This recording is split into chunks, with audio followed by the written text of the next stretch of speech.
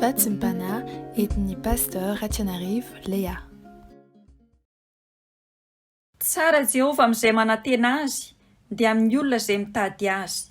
Tsara ny miandry ny famonjeny Jehova amin'ny fahanginana. Amen.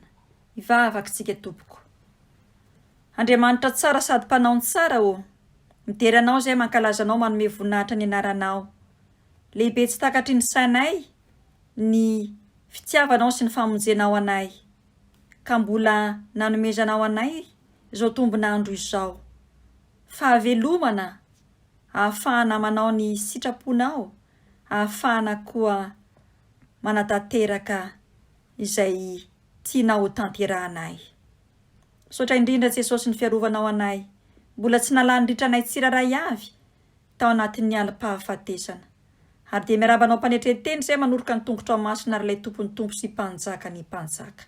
Anandratanay ny feonay manao hoe masina, masina, masina Jehova tompony maro, heniky ny voninay ny tany rehetra. Izany voninay tao izany dia nahidinao tetỳ aminay zanak'olombelona izay tsy mendrika. Ampianary kosa izay Jesosy io, hiandry ny famonjenao. Sotra indrindra Jesosy amin'ity fotoana ity, mbola andraisanay sy ahenonay indray ny vatsim-panahy avy aminao. Amen.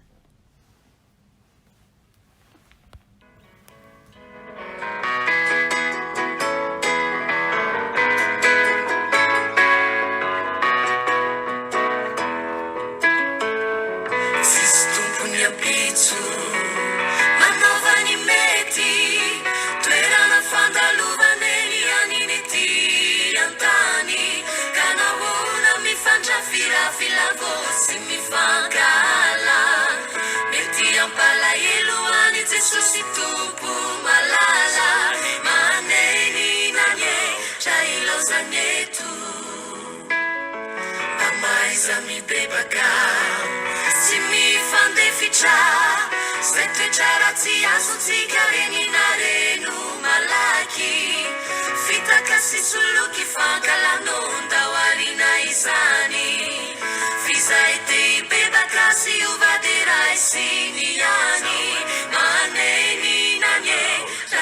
zanietu samimi ambena isikiari yecha wafti ambila zanieni tumpu itsara antikia ka tanje murera sukyo sotsi fantani tsuni analakani futuni zainu meni safidiana antikia wamfiena tsitavesa wamfiena majakizai Jailo zanetu samimi ambena isikiari yecha wafti ambila zanieni tumpu itsara antikia ka tanje murera sukyo sotsi fantani tsuni nalalakani futuni zainu meni safidiana antikia wamfiena tsitavesa wamfiena majakizai maneni no yao jailo zanetu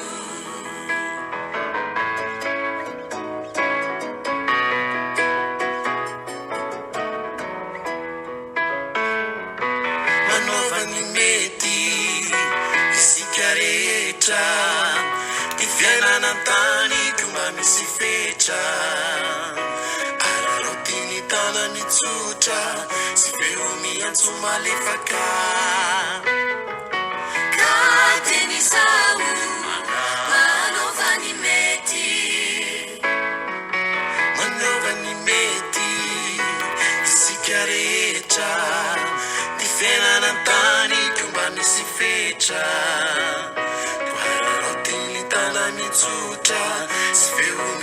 Malefaka Kateni sau Malovani meti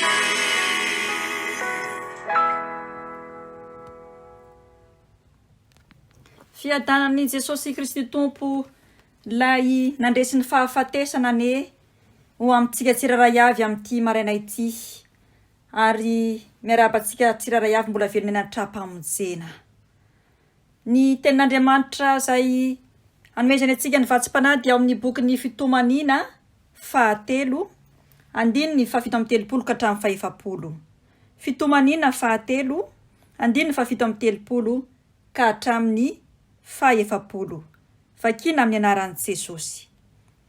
Iza moa no miteny ka dia mahatonga izany raha tsy zavatra efa nodidin'ny Tompo. Tsy avy amin'ny vavany avy indrindra va no ivoahany soa sy ny loza? Ko ahoana no imonomonona ny olona mbola velona, fa no tsy aleo misento nohony amin'ny fahotany avy? Aoka isika andinika sy amantatra ny aleantsika ka hiverina indray amin'ny Jehova. Ary izahay efa nahita ka nanambara fa ny iray efa naniraka ny zanaka ho mpamonjy izao tontolo izao. Hoy ny voasoratra ao amin'ny epistilo an'i Jaona 1:4-7. Raha nahentsika ny hira zay fiderana noenontsika teo dia hoe manaova ny mety.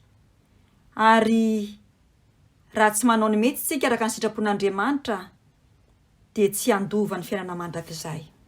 Androany Jesosy dia miteny amiko sy miteny aminao hoe izy rery ihany, ilay Jesosy avy any Nazareta, ihany no mpamonjy. Miara-mafantatra sy miara-matsapitsika fa herintaona sy tapany izay nanomboka ny volana Novambra 2024 no nipoirany areti-mandoza teto amin'izao tontolo izao. Mangororo ny zanak'olombelona rehetra manoloana ny otrikaretina izay kely indrindra, toa tsy fata-piaviana nefa mamono olona maro ao anatin'ny fotoana fohy. Manapotika ny fahasalamana, manapotika ny ekonomika, ary izao tontolo izao mihoatra noho ny herin'ny fitaovam-piadiana mahery vaika izay tokony atahorana ny fahapotehana sy ny vokatra azon'ity otrikaretina kely ity. Eto indrindra i Jeremia izay nanoratra ity tononkalo ity atao amin'ny boky ny fitomanina, boky toa tsy dia famakitsika matetika kanefa mampatsiahy ny zanak'olombelona ny lanjany ny toerany fandinihan-tena manoloana izao toe-javatra eran-tany izao, izay toe-javatra efa nisy ihany koa tamin'ny vanim-potoana fahiny. Inona ny zava-mitranga? Aretina, fahoriana, loza toa tsy ahita-pitsaharana, tsy ahita-panasitranana, tsy ahitana vahaolana. Izao zava-mitranga izao dia efa niseho sy nitranga ohatra tamin'ny tantaran'i Noa. Hitantsika izany ao amin'ny bokin'ny Genesis 9:1-12 sy 12 amin'ny anaran'i Jesosy. Ary simba ny tany teo anatrehan'Andriamanitra sady eni-doza. Dia hitan'Andriamanitra ny tany, ka indro efa simba izy, fa ny nofo rehetra samy efa nanimba ny lalany avy tambon'ny tany. Fa inona ara no mampisy izao areti-mandoza sy areti-mandringana izao? Vokatry ny fahotana sy ny fahadalantsika zanak'olombelona no mahatonga izao zavatra rehetra izao, ka atao isika indray no mikikika manome tsinan'Andriamanitra. Teto Jeremia dia toa tsy ino fa ho velona intsony tamin'ny zavatra izay nianjady azy, ny zavatra izay nanjoa reto zanak'Israely sy reto taranaka Joda koa. Tena manasa antsika hamaky izao boky ny fitomanina izao, ary nieritreritra izy fa tapitra teo ny tantarany sy ny androny.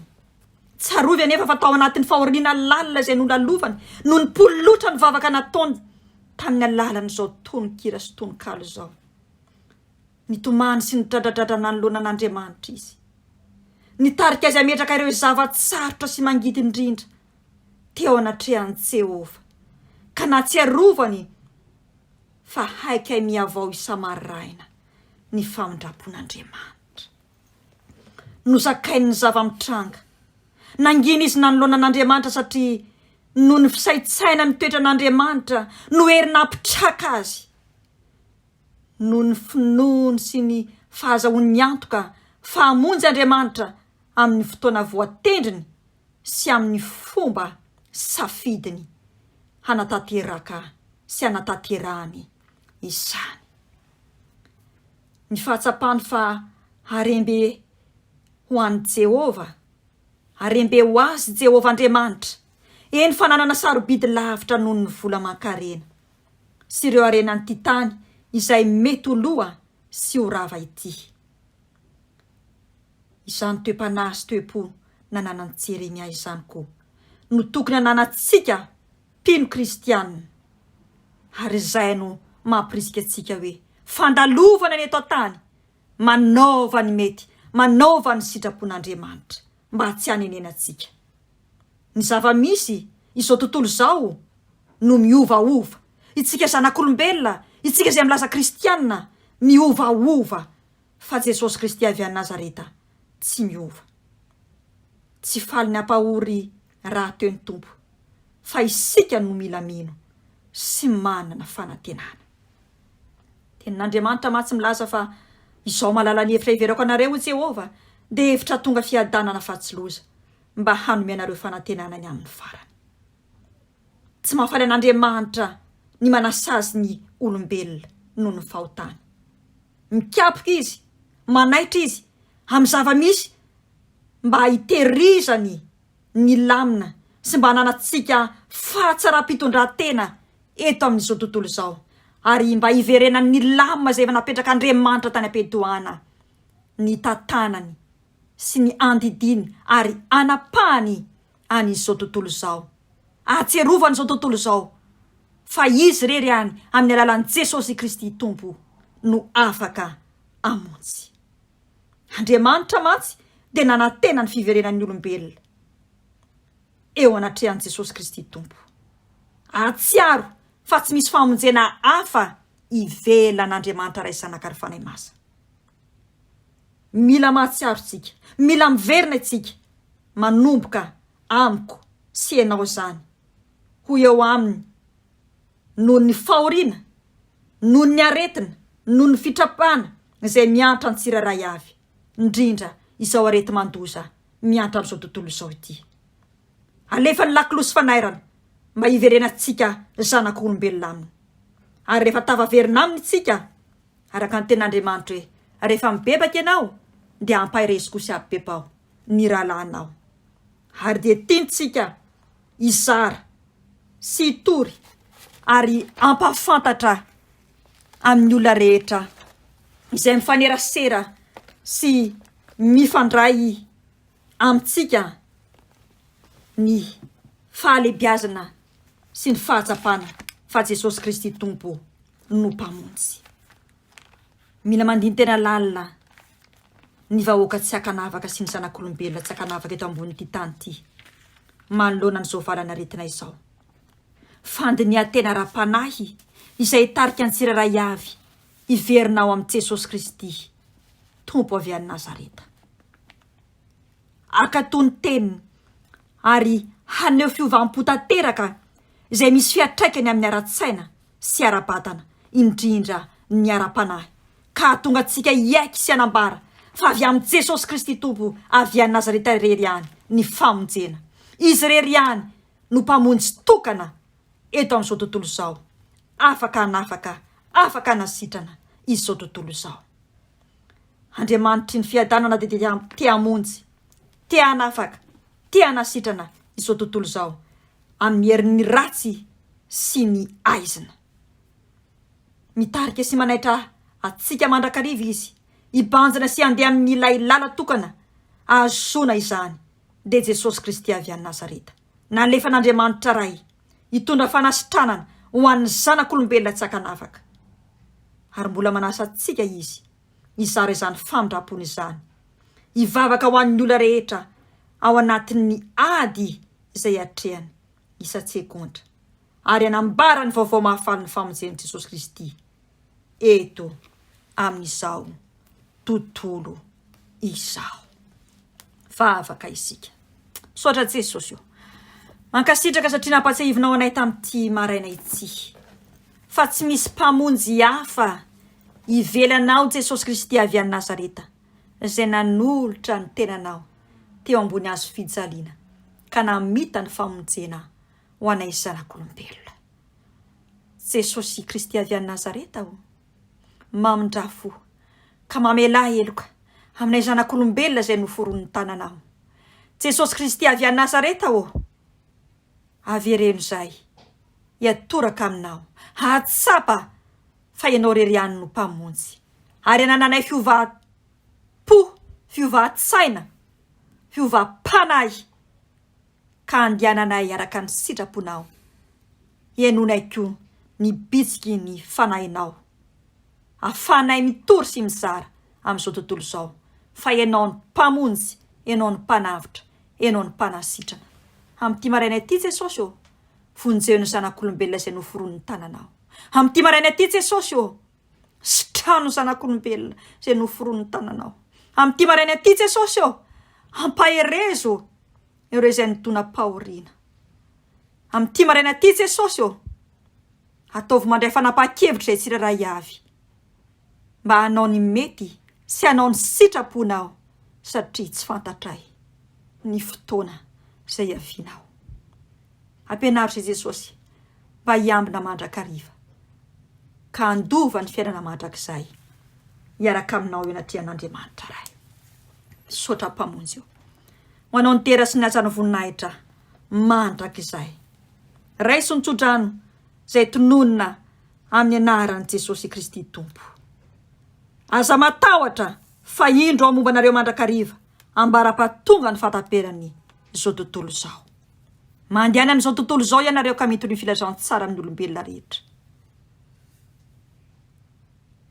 Ho an'Andriamanitra ny voninahitra, ho atsika kosa ny fitahiny sy ny fifaliany.